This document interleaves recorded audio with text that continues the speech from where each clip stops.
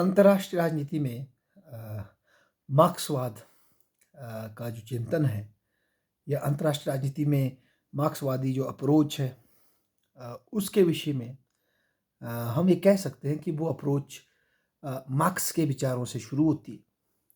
उसके बाद लेनिन, हिलफर्डिंग, बल्कि हिलफर्डिंग ज़्यादा महत्वपूर्ण रहे इसमें, जिनके वर्क्स फाइनेंस कैपिटल को पढ़कर लेनिन ने, बुखारिन ने अपने विचार बनाए। और इसी तरह से राउल प्रिस्विच और कॉर्डोसो, जिन लोगों ने डिपेंडेंसी थ्योरी, और आंद्रे गुंटर फ्रैंक जो डिपेंडेंसी थ्योरी में चले गए, और बाद में 70s में जो है ये वर्ल्ड सिस्टम थ्योरी सामने आई। और अल्टीमेटली जब ये अपनी रिलीवेंस को लूज करता गया तो क्रिटिकल थ्योरी में कन्वर्ट हो गई। क्रिटिकल थ्योरी को इम्पटस देने में इस स्कूल ने हेल्प किया। हालांकि critical theory is not equal to Marxist school of international relation, ये बात भी सत्य है।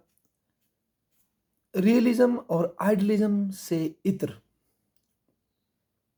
जो मार्क्सिस्ट एनालिसिस है इंटरनेशनल रिलेशन का, उसमें स्टेट की महत्वपूर्ण भूमिका नहीं है। उनका ये मानना है कि स्टेट एक बाहर का लबादा है, उसके अंदर असल में जो क्लास इंटरेस्ट हैं, जो पूंजीपति और जो मजदूर वर्ग है, उनके जो कॉन्फ्लिक्ट है, और जो पूंजीपतियों और जो स्टेट जो कि जिसको कि पूंजीपति चला रहे हैं, उनकी जो अंडरस्टैंडिंग है, उसी तरह से स्टेट बिहेव करते हैं। इसीलिए हमें इंटरनेशनल रिलेशन को समझने के लिए बाहरी रूप से राज्यों को बराबर समझ करके उनके रिलेशंस को समझना एक अपने आप को कंफ्यूज करने की बात है, ऐसा मार्क्सवादी मानते हैं। और उनका ये मानना है कि राज्यों के संबंधों में जो इकोनॉमिक जो रिलेशनशिप है, जो टेक्नोलॉजिकल रिलेशनशिप है, मतलब मेटरलिस्टिक जो एस्पेक्ट्स हैं, वो सबसे महत्वपूर्ण भूमिका निभाते हैं, जो कि मार्क्सिज्म की एक पहचान भी है कि इकोनॉमिक फैक्टर सबसे महत्वपूर्ण होते हैं। सबसे पहले कार्ल मार्क्स ये मानते थे कि भाई जो कैपिटल है ये एक्सपेंडिंग है और ये बढ़ती जाएगी। अगर एक देश में कैपिटल सिस्टम खड़ा हो गया तो वो नेचुरल रिसोर्सेज के लालच में अन्य देशों में जाएगा और उसको भी कनकर करके अपने साथ जोड़ने का प्रयास करेगा। तो कार्ल मार्क्स ने कोई बड़े विस्तार से इंटरनेशनल रिलेशन के संबंध में डायरेक्ट नहीं लिखा, क्योंकि उनका मेन फोकस मार्क्सवाद की थ्योरी को डेवलप करना था। पर इनडायरेक्टली उनके विचारों में इंटरनेशनल रिलेशन की झलक दिखती है। जैसे इंडिया के संदर्भ में वो कहते थे कि जो कैपिटलिस्ट व्यवस्था भारत पे अंग्रेज कैप्चर कर रहे हैं, इससे भारत में के जीवन शैली में, भारत की अर्थव्यवस्था में परिवर्तन आएगा और भारत भी विकास करेगा। ऐसा उनका मतलब एक दृष्टिकोण था, क्योंकि अन्यथा भारत जो एक स्टैटिक कंट्री है, वो विकास नहीं कर सकती। इस तरह की बायस मार्क्स रखते थे हमारे प्रति। उसके पश्चात जो लेनिन जो आए, उन्होंने हिलफर्डिंग के जो फाइनेंस कैपिटल के कॉन्सेप्ट को पढ़ा। उसके बाद उन्होंने अपनी थ्योरी दी कि imperialism is the highest stage of capitalism international relation के संदर्भ में, कि इंटरनेशनल रिलेशन में अब दो तरह के स्टेट बन रहे हैं। एक जो पावरफुल स्टेट है और जो पेरिफेरल स्टेट है, जो कमज़ोर स्टेट है, उनको इंपीरियल स्टेट की जो जो ताकतवर देशों की जो फाइनेंस कैपिटल है वो इकट्ठी हो रही है, और वो इकट्ठे होकर के उन जो जंगल के जो पिछड़े जो इलाके हैं, इनको कैप्चर करके अपने कैप्चर में ला रही है। जैसा कि हमने अफ्रीका के कॉन्टेक्स्ट में देखा कि 1874-75 में कॉन्फ्रेंस ऑफ बर्लिन में अफ्रीका का चप्पा चप्पा बांट लिया दुनिया के ताकतवर देशों ने। एक पीस को बांट लिया गया ताकि उसके नेचुरल रिसोर्सेज का दोहन किया जा सके, उसकी बाउंड्रीज बना दी। तो इल्फर्डिंग का ये मानना था कि शुरू में जो कैपिटलिज्म जो था वो compete करते थे एक दूसरे के साथ। राज्य का काम था दूर रहे और नियमों की स्थापना करे और बाकी कैपिटलिस्ट आपस में compete करेंगे।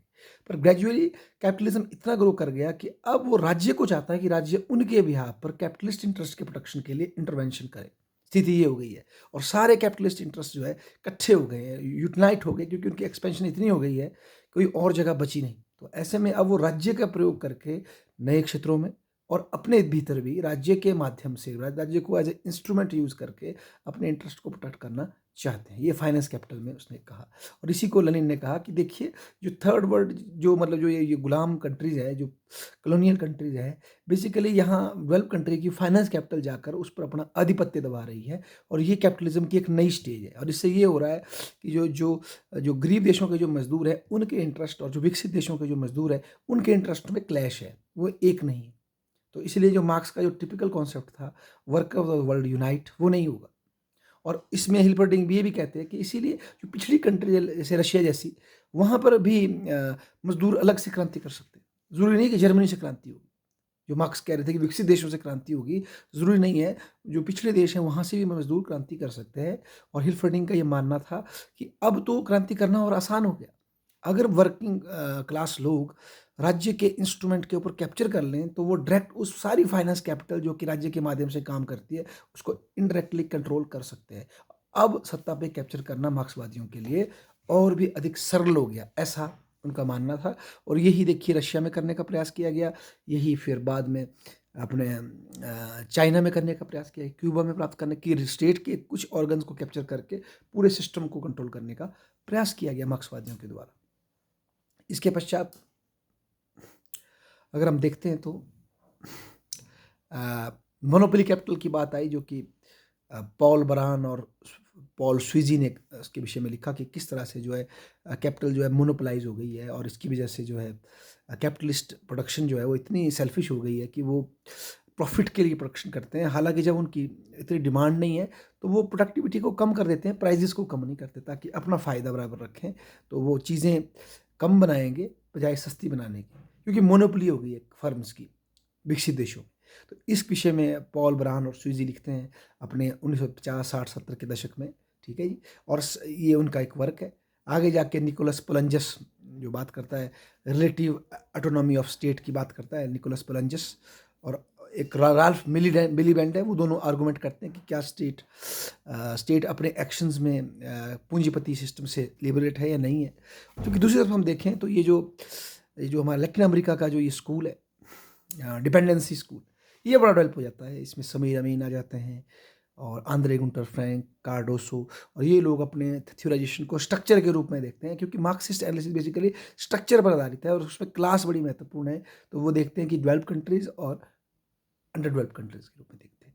और जब ये एनालिसिस भी उतना सही नहीं हो पाता है, इसमें कुछ कमी आ जाती है, कुछ देश 60-70s में पूंजीपति सिस्टम को अडॉप्ट करके भी और ओपन ट्रेड पॉलिसी को लेकर के भी कुछ गरीब देश, जैसा कि कह रहे थे कि कार्डोसो कहते हैं कि या मिलीवेंट कहते हैं या सॉरी अपने प्रिस्विच कहते हैं कि ओपन ट्रेड से कभी भी अविकसित देश डेवलप नहीं हो सकते, क्योंकि टर्म ऑफ द ट्रेड जो नेचुरल रिसोर्सेज है उनके खिलाफ होती है और फ़ायदा हमेशा पूंजीपति देशों को होता है जो कि चीज़ें तैयार करते हैं। पर 60-70s में जो अमीर देशों ने अपनी टेक्नोलॉजी जो है गरीब देशों में स्थापित करके सस्ते में जो माल तैयार करना शुरू किया, जैसे कि चाइना में हुआ, अपने ये कोरिया में हुआ या ताइवान में हुआ, इसने इनकी थ्योरी को गड़बड़ कर दिया कि ओपन ट्रेड के बावजूद टेक्नोलॉजी ट्रांसफर होने से अविकसित पिछड़ा देश भी अमीर होगी।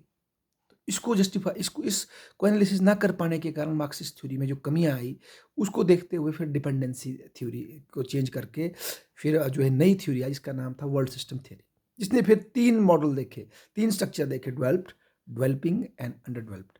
और उसने ये भी माना, सबसे बड़ा चेंज उसने ये किया वर्ल्ड सिस्टम थ्योरी ने कि उसने ये माना कि ज़रूरी नहीं कि जो कंट्री आज कोर में वो हमेशा कोर में रहेगी, वो कल सेमी पेरिफेरी भी हो सकती है और बाद में वो शायद पेरिफेरी बन जाए। और जो पेरिफेरी है वो कैपिटलिस्ट सिस्टम के चलने की वजह से, उसके साथ तैरने की वजह से वो सेमी पेरिफेरी बन सकती है और विकसित भी हो सकती है। तो फ्लेक्सिबिलिटी ऑफ कंट्री की पोजीशन को इसमें पहली बार एक्सेप्ट किया गया वर्ल्ड सिस्टम थियोरी में। ये इसका एक बहुत बड़ा चेंज है। पर इसमें ये माना गया क्योंकि 3 स्ट्रक्चर एग्जिस्ट करते हैं, जो इन लास्ट के स्ट्रक्चर्स में रहेंगे उनके शोषण के चांस ज़्यादा होंगे, जो कोर में रहेंगे उनको ज़्यादा बेनिफिट होगा। हालांकि ये बात स्वीकार कर ली गई कि कोई कंट्री परमानेंटली फिक्स नहीं होती कोर में या सेमी पेरिफेरी में या पेरिफेरी में, वो अपने पोजीशंस को कैपिटलिज्म में चेंज कर सकती है। ये बात स्वीकार की गई वर्ल्ड सिस्टम थ्योरी में। तो ये है हमारा मार्क्सिस्ट स्कूल। और आगे जाकर इसमें लुइस अल्थुसर भी आते हैं। तो बाद में फिर क्रिटिकल थ्योरी कन्वर्ट हो जाता है कुछ पोर्शन इसका।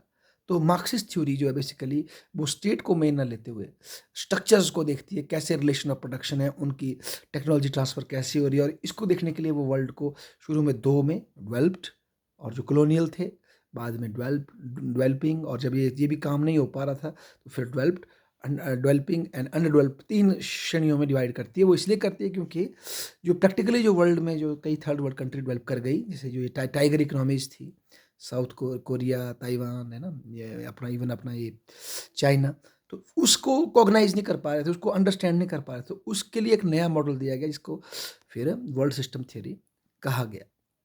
Thank you.